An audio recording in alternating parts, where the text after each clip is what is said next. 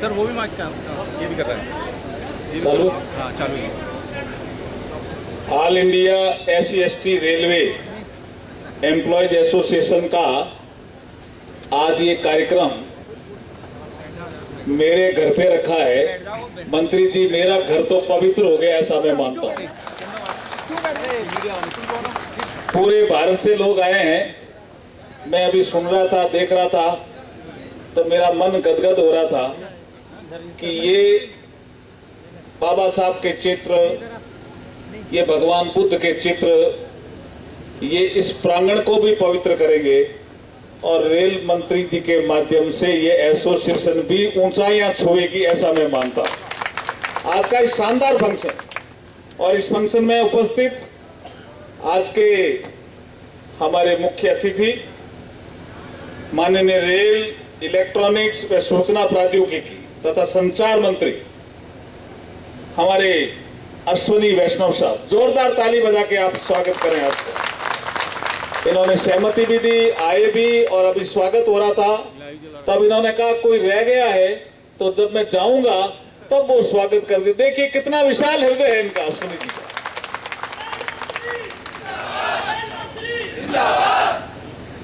ऐसा नारा इस तरह से लगा दीजिए ना, मैं बोलूंगा रेल मंत्री, आप बोलिए जिंदाबाद जिंदाबाद। रेल मंत्री जिंदाबाद, रेल मंत्री जिंदाबाद, रेल मंत्री जिंदाबाद। बहुत बहुत धन्यवाद सर, बैठिए। मैं बाद में हो जाएगा, मेरा हो जाएगा। अब बैठिए बैठिए। हमारे BL बैरवा साहब, राष्ट्रीय अध्यक्ष all India SC/ST railway employees association, Shri Ashok Kumar ji, राष्ट्रीय महासचिव all India SC/ST railway employees association. ये जोड़ी जोरदार है ना भाई? जोरदार ताली बजा के स्वागत करो बैरवा जी का, अशोक कुमार जी का। जिंदाबाद जिंदाबाद। देखिए हमारे आए तो मेरे से मिलने थे, हमारे डॉक्टर विभू प्रसाद तराई उड़ीसा के थे, मेरे साथ 15वीं लोकसभा में MP रहे थे। तो मेरे से मिलना है, मैंने कहा हमारे रेल मंत्री जी घर पे आ रहे हैं, तो बोला वो तो हमारे उड़ीसा से ही है, मैं मिलूंगा। देखिए तो वो भी है, उनका भी स्वागत करिए। विभू प्रसाद तराई साहब का, पूर्व सांसद जमशेदपुर, अध्यक्ष SC मोर्चा भाजपा उड़ीसा। हमारे प्रेम सिंह जी, राष्ट्रीय कोषाध्यक्ष all India SC/ST railway employees association. हमारे टीकाराम जी मीणा, राष्ट्रीय वरिष्ठ उपाध्यक्ष all India SC/ST railway employees association. Shri Sameer Das, राष्ट्रीय अतिरिक्त सचिव all India SC/ST railway employees association. Shri Bhajanlal ji Rolan, ये अध्यक्ष है doctor Ambedkar memorial welfare society Rajasthan, उसके अध्यक्ष हैं, आप भी आज मंच पर उपस्थित हैं। श्री विजय सिंह प्रेमी, राष्ट्रीय महामंत्री रविदास पीठ, आप सबका स्वागत है। सभी जोन से, सभी प्रोडक्शन यूनिट से जो आप आए हैं, आप सबका अभिनंदन, सबका स्वागत, बहुत बहुत बधाई और शुभकामनाएं आपको। देखिए आज मैं थोड़ा नया विषय आपके सामने रखना चाहता हूं। जो विषय बैरवा जी ने रखा उसी विषय को मैं आगे बढ़ा रहा हूं। बैरवा जी ने कहा कि जो दलित हित की बात करेगा वो ही देश पे राज करेगा, यही कहा ना। मैं उसको ऐसे करता हूं, जो बाबा साहब का सम्मान करेगा वो ही देश पे राज करेगा। नारा लगाओगे जोरदार? जो बाबा साहब का सम्मान करेगा,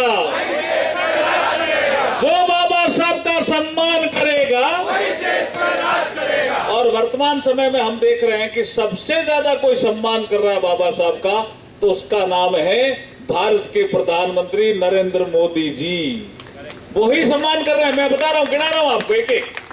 अब मैं बाबा साहब के जीवन के बारे में थोड़ा सा आपको एक नया मोड़ देता हूं। बाबा साहब का जीवन 10-10 साल से चलो आप। 1917 में बाबा साहब लंदन से भारत आते हैं, आपको सबको पता है। 17 से 27 इस जीवन में साउथ बोरो कमेटी उसमें बयान देते हैं, मूक नायक पत्रिका निकालते हैं, ऐसा कुछ जीवन रहता है। लेकिन 27 से 37 बहुत महत्वपूर्ण जीवन शुरू होता है बाबा साहब का। इसी पीरियड में 27 से जो 37 हैं, इसमें एक गोलमेज सम्मेलन, जो तीनों गोलमेज सम्मेलन में भाग लेते हैं, अंतर्राष्ट्रीय छवि बनती है डॉक्टर BR अम्बेडकर साहब की। और जोर ताली बजानी तो जोर से बजाओ। लेबर पार्टी की भी स्थापना होती है, सफलता भी प्राप्त करते हैं, काफी MLA जीत जाते हैं।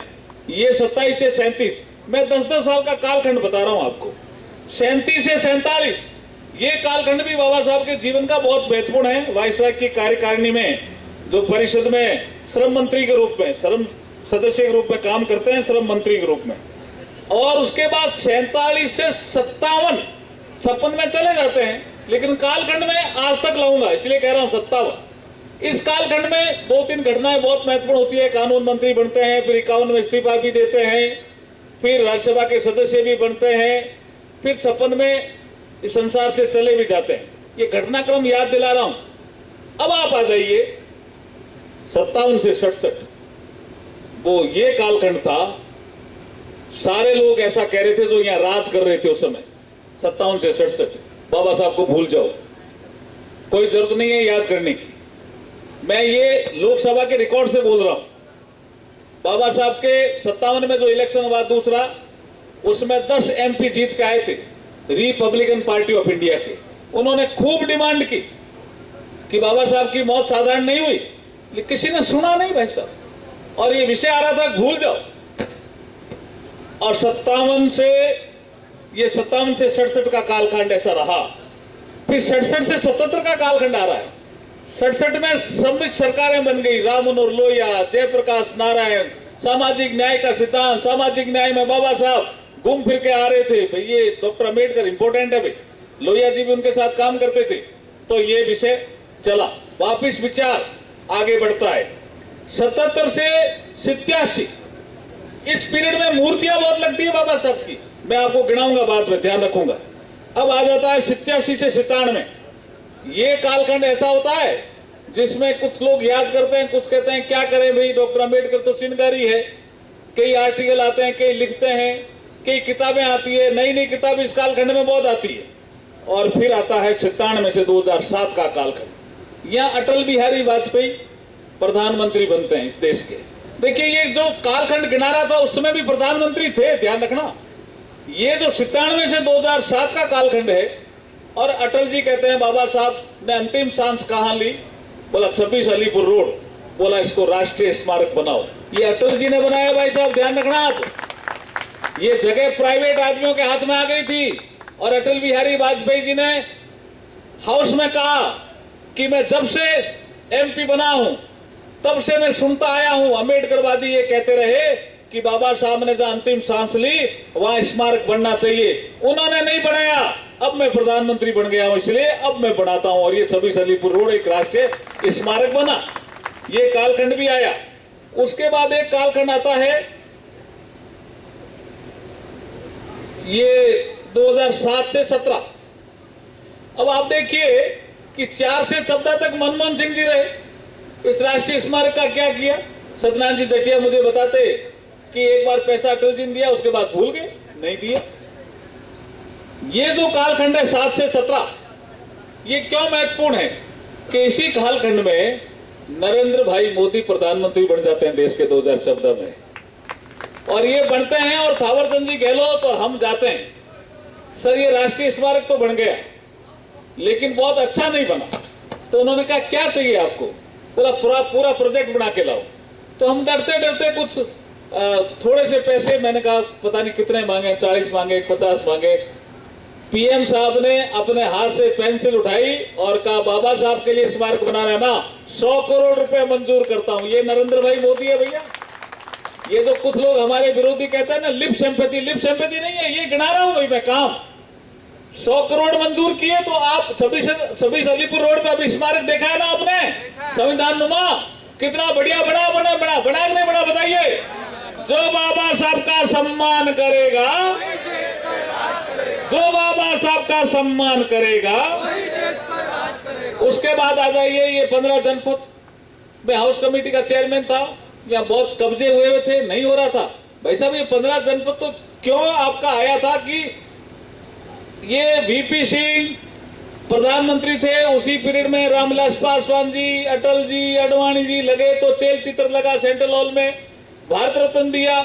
उसी पीरियड में एक कमेटी बनी थी कि बाबा साहब का थॉट का प्रसार होना चाहिए, लेकिन कैसे होगा? बोला कोई इंटरनेशनल सेंटर बने। कब डिसाइड हुआ? जब बाबा साहब की जयंती थी तब, और बड़ा कब, जब मोदी जी प्रधानमंत्री बनते हैं तब। देखिए कितना फर्क पड़ा।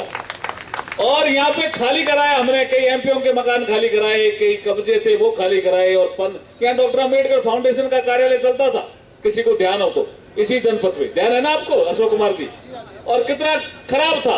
और अब आप जाके देखिए, अब जाकर के देखिए doctor B R. Ambedkar international study centre को जो जनपद में बना हुआ, जाकर के देखिए, ऐसी सुंदर और भव्य इमारत और बाबा साहब के जो चित्र लगे हुए हैं, उससे देख करके मन गदगद होता है, प्रसन्न होता है। ऐसा सम्मान अगर किसी ने किया तो नरेंद्र मोदी जी ने किया भाई साहब, ऐसा सम्मान। इसलिए मैं कह रहा हूं, जो बाबा साहब का सम्मान करेगा वही देश पर राज करेगा। बाकी जिक्र आपने बैरवाजी से पूरा सुन लिया।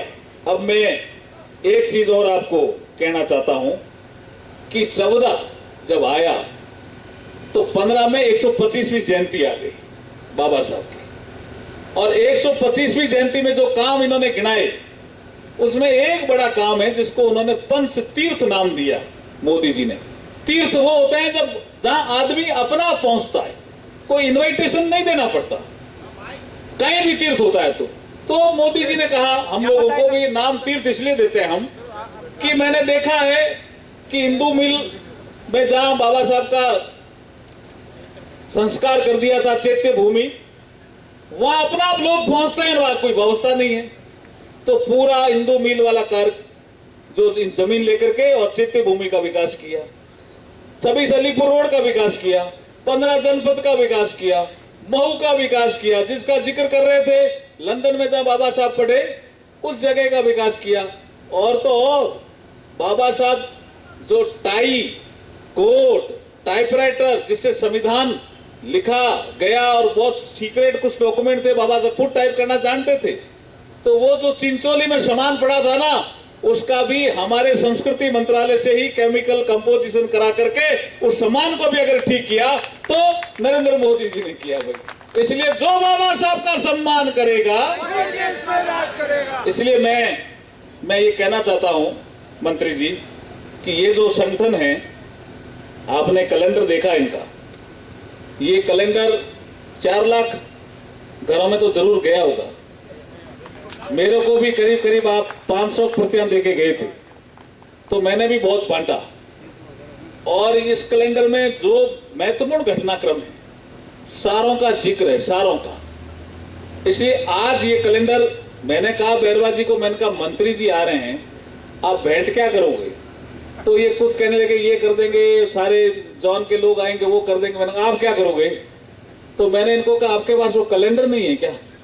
तो मैंने कहा कैलेंडर का क्या करोगे? मैंने कहा आप कैलेंडर भेंट करो। तो मुझे लगता है भेंट तो सबने दी होगी और सब अच्छी लगी इनको।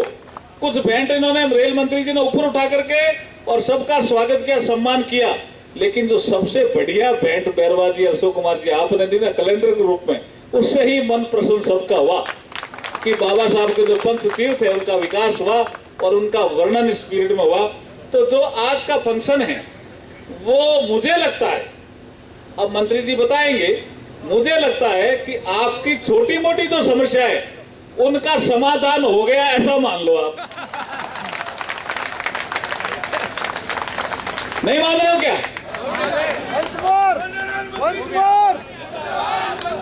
रेल मंत्री जिंदाबाद, जिंदाबाद जिंदाबाद। मैं ये कहना चाह रहा हूं कि जो छोटी मोटी समस्याएं जिनका जिक्र BL बैरवा जी अभी कर रहे थे, देखिए किसी मंत्री का आना फंक्शन में और फिर इतने समय तक बैठना, ये अपने आप में शो करता है कि आपकी समस्याओं का समाधान हो गया, ऐसा मैं मानता हूं।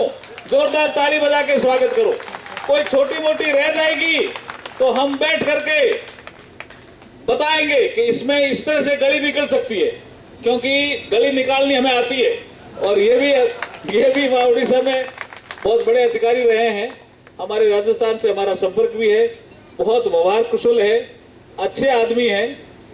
मंत्री तो कई बन जाते हैं, लेकिन जिनका व्यवहार अच्छा होता है वो मंत्री लोकप्रियता का शिखर छूता है।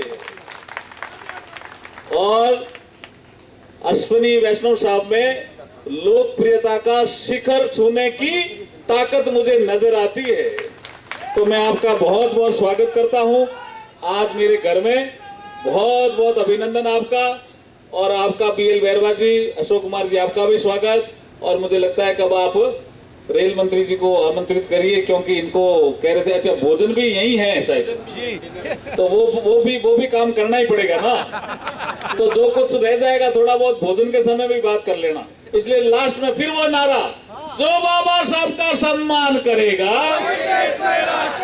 जो बाबा साहब का सम्मान करेगा। बहुत बहुत धन्यवाद। जय भीम। बहुत बहुत धन्यवाद सर।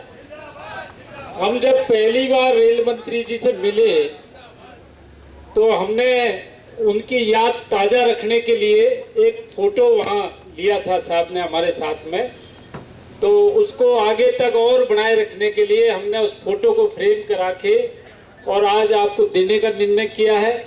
हमारे जो एसपी के राष्ट्रीय महासचिव अशोक कुमार जी हैं, वो इस फोटो को मंत्री जी को भेंट करेंगे।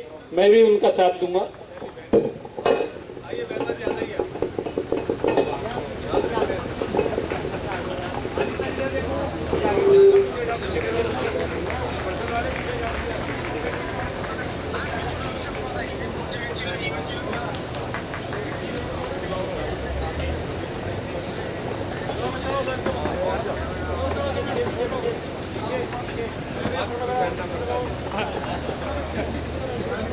बहुत बहुत धन्यवाद सर।